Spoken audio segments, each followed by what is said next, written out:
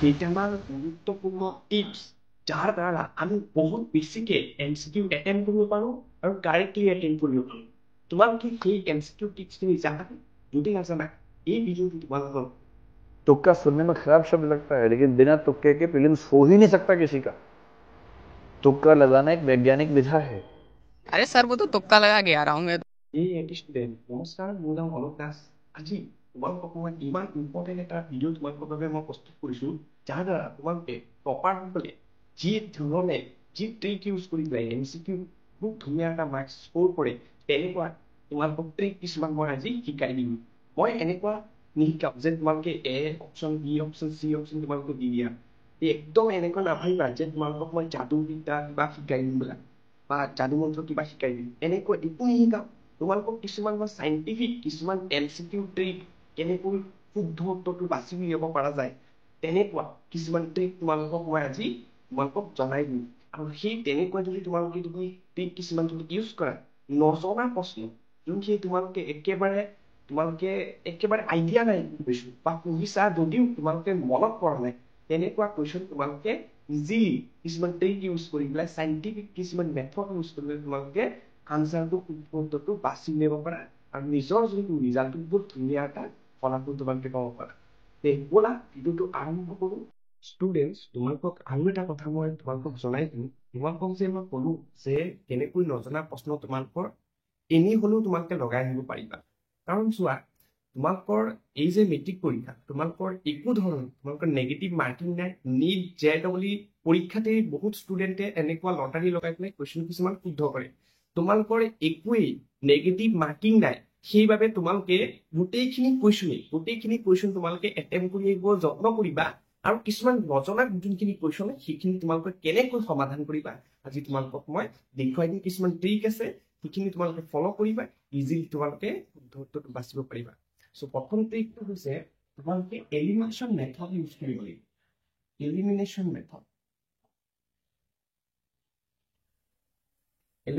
Method বুলি কয় সেইটো। এতিয়া চোৱা, এলিমিনেশ্যন মেথডত বহুত কিছুমান টাইপ আহি পৰে। প্ৰথম যোনটো টাইপ হৈছে, মই তোমালোকক কৈ দিছো যে তোমালোকৰ কেতিয়াবা দিয়া থাকিব কিছুমান প্ৰশ্ন, বিজ্ঞানৰ হওক, অংকৰ হওক, যিকোনো প্ৰশ্নতে, যিকোনো ছাবজেক্টতে তোমালোকৰ এটা বস্তু দিয়া থাকে যে ওপৰৰ আটাইকেইটা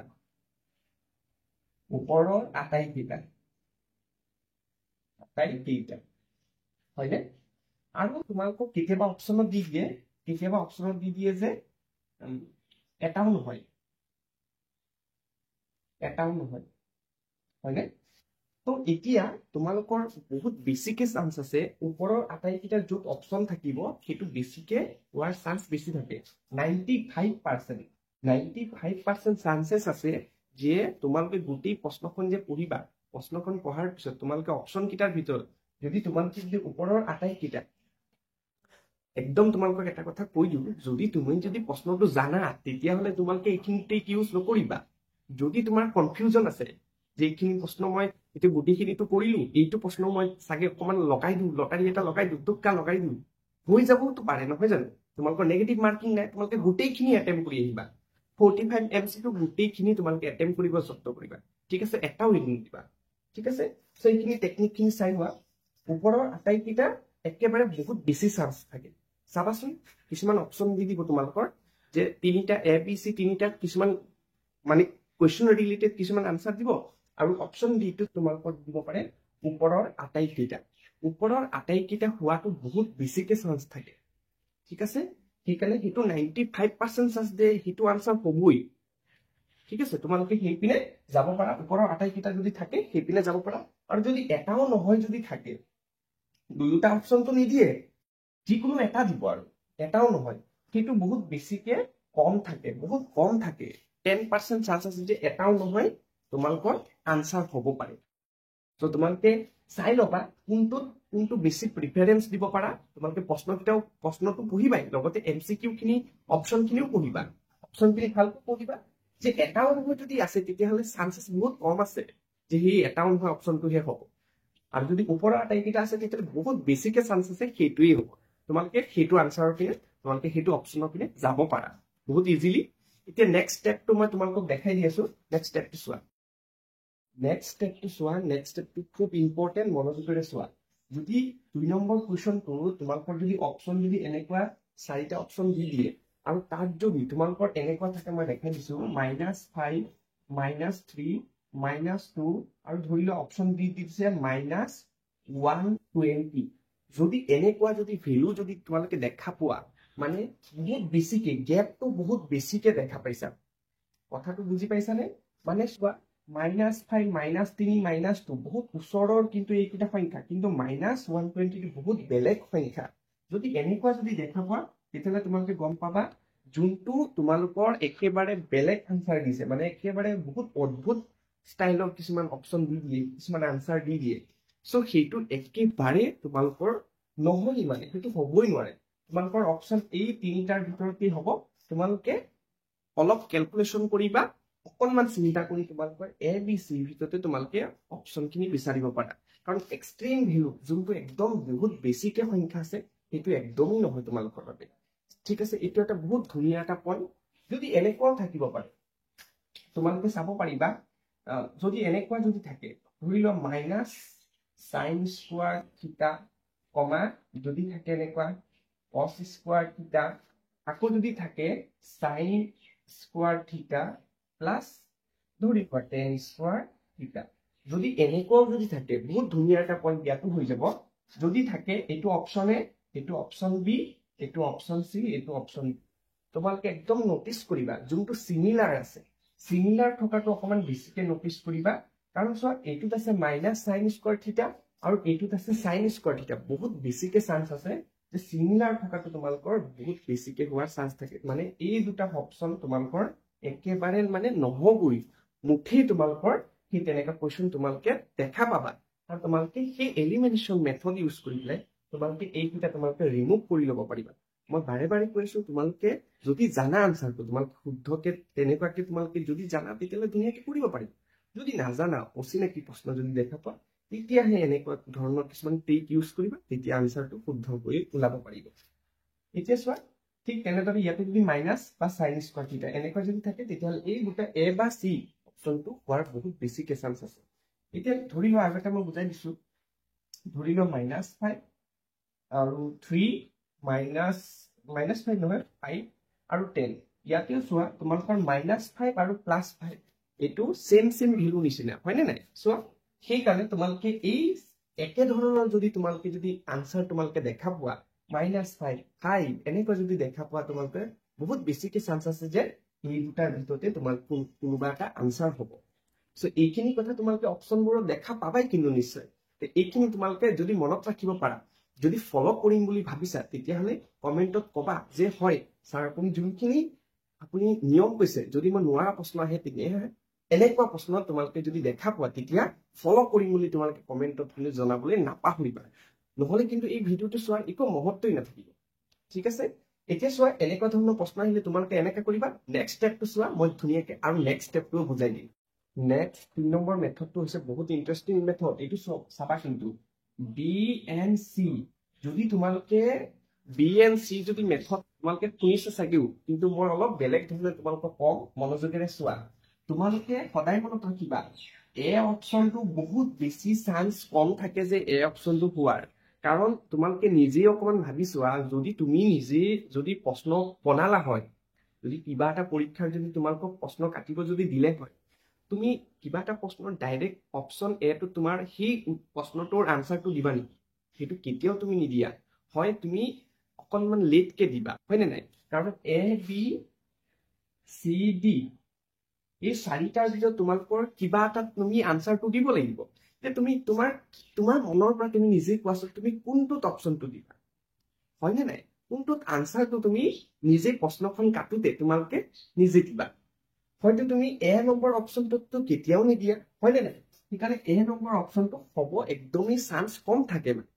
ঠিক আছে আৰু কেতিয়াবা বি অপশ্যনটো একদম হোৱাৰ বহুত কম চান্স থাকে কাৰণ এক্সামিনাৰজনে কেতিয়াও নাভাবে যে এটা প্ৰশ্ন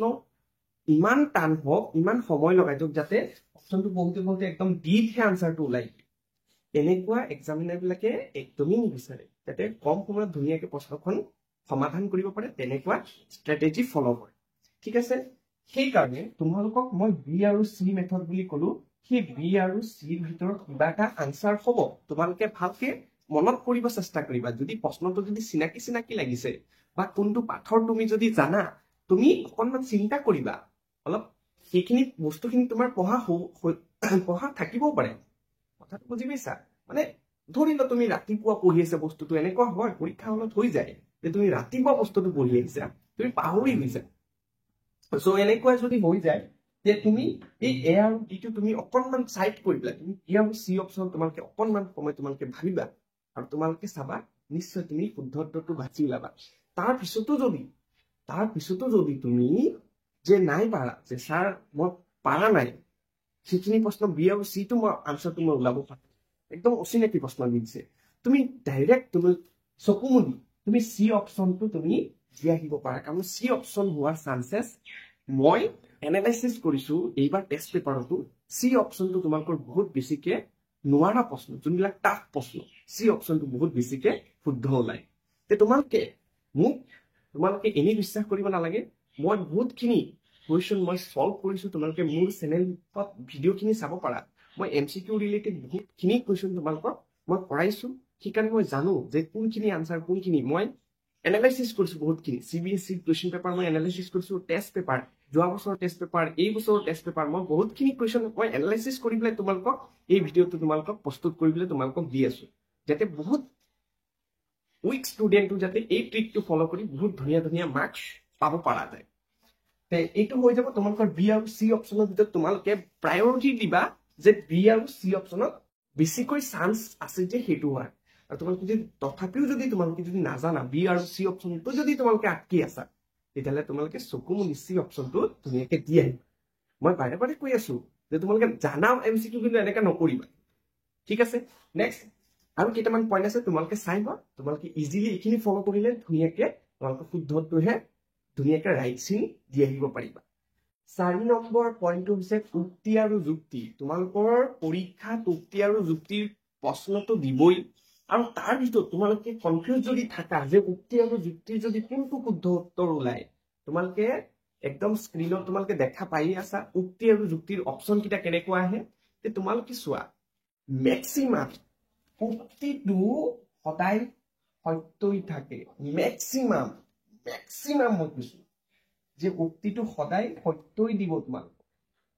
কিয় কোৱাচোন আচ্ছা যদি ছাত্ৰ এজনে পৰীক্ষাত যিহেতু বহি আছে সি নাই কলেও কিবা এটাতো পঢ়ি যাব নহয় জানো উক্তি এনেকুৱা এটা উক্তি পাই যাব